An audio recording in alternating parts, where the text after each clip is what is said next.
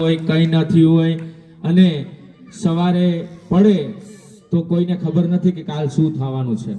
હમણાં રાજકોટની જે ઘટના ઘટી બધાને ખબર છે, છાપામાં ટીવીમાં આવ્યું હતું, બધાએ જોયું કે વેકેશનની અંદર નિર્દોષ બાળકો એના મામા મામી સાથે એના મમ્મી પપ્પા સાથે આનંદ કરવા ગયા હતા ગેમ ઝોનની અંદર, અને એમાં એવી ભયંકર આગ લાગી કે એ જેટલા પણ આગની અંદર મૃત્યુ પામ્યા છે, અંદાજે લગભગ એમ માનો કે 30 જણા બાળકો સહિત મૃત્યુ પામ્યા, બધાને ખબર છે. આપણે ખાલી માતાજીના કે મંદિરે કે આપણા ઘરના મંદિરે દીવો પ્રગટાવતા હોય ને, અગરબત્તી કરતા હોય, દીવો પ્રગટાવતા હોય ને જરાક એની જ્યોત જો હાથમાં અડી જાય તો આપણે ઓયમાં કરવા માંડીએ. જો એટલી જ્યોતમાં આપણે આટલી બળતરા થતી હોય તો એ રાજકોટની અંદર જે આગ લાગી હતી ને, મારી 800 ડિગ્રી ગરમીની આગ હતી. કેટલી? 800 ડિગ્રી. પેટ્રોલના કેન ફાઈટા, ડીઝલના કેન ફાઈટા, એટલી ભયંકર આગ કે એની અંદર જેને એમ કહેવાય ને કે મેડિકલ ટેસ્ટ માટે લોહી લેવું હતું ને, જે લાશ ભડથું થઈ ગઈ હતી એમાંથી લોહી નતું નીકળતું, એટલી હદે કોલસાથી પણ વધારે વિપરીત ખરાબ હાલત થઈ ગઈ હતી. તો એ જિંદગીનો કોઈનો ભરોસો નથી કે કાલે કેવી ઉગવાની છે. તો માટે આજે આપણે જેટલું થાય એટલું સત્કર્મ કરી લઈએ, અને આપણે જેટલું સત્કર્મ કરશું ને એ જ આપણા ભેગું આવવાનું છે. બાકી ધન દોલત ગાડી બંગલા કઈ ભેગું આવવાનું નથી. તમારા કરતા મારા કરતા તો તમે મારી મોટી માતાઓ છો, બહેનો છો, બધું વધારે જાણો છો, એટલે મારે બીજું કઈ વિશેષ કહેવાની જરૂર નથી. પણ આપણે સત્કર્મ કરતા રહીએ, દી ઉગે ને નવું સત્કર્મ કરીએ ને આપણા ભેગું પુણ્યનું ભાથું બાંધીએ.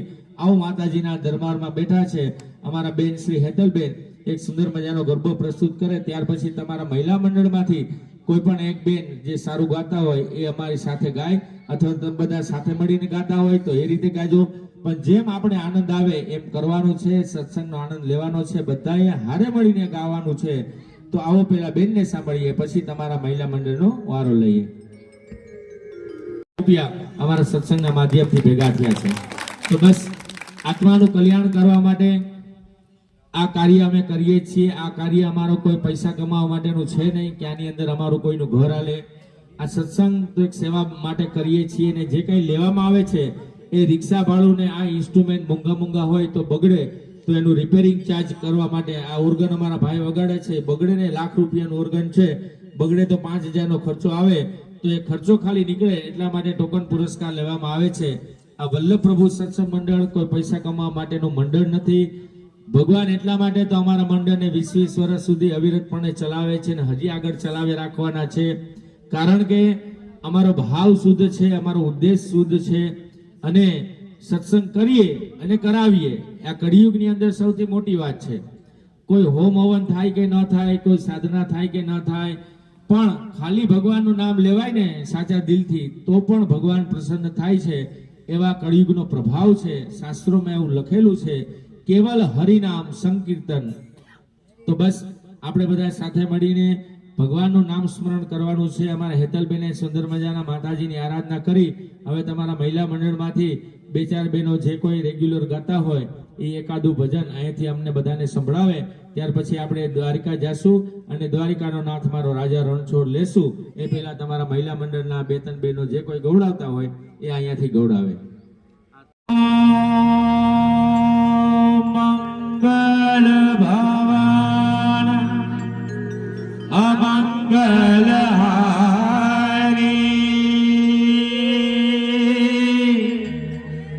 દ્રવહો સુદશ રથજીર વિહારી રામ સિયા રામ જય જય રામ. રામ સિયા રામ જય જય રામ. રામ સિયા રામ જય જય રામ. રામ સિયા રામ જય જય રામ. ઓમ મંગલ ભવન અમંગલ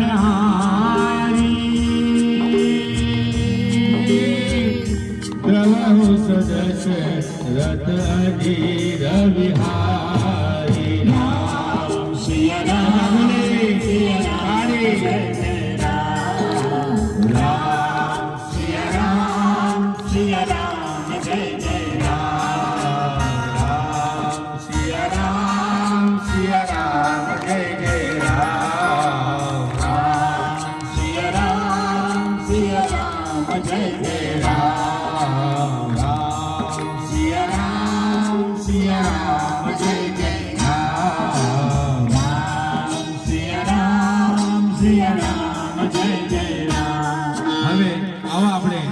અત્યારે બધા ભૂલી ગયા છે, પણ આપણે યાદ રાખીએ. ભગવાન રામનું મંદિર બનતું હતું એ પહેલા તો આપણે બધા એને ખૂબ ઉત્સાહ હતો, મેરે રામ આएंगे, સબરીબાઈનો ઉત્સાહ.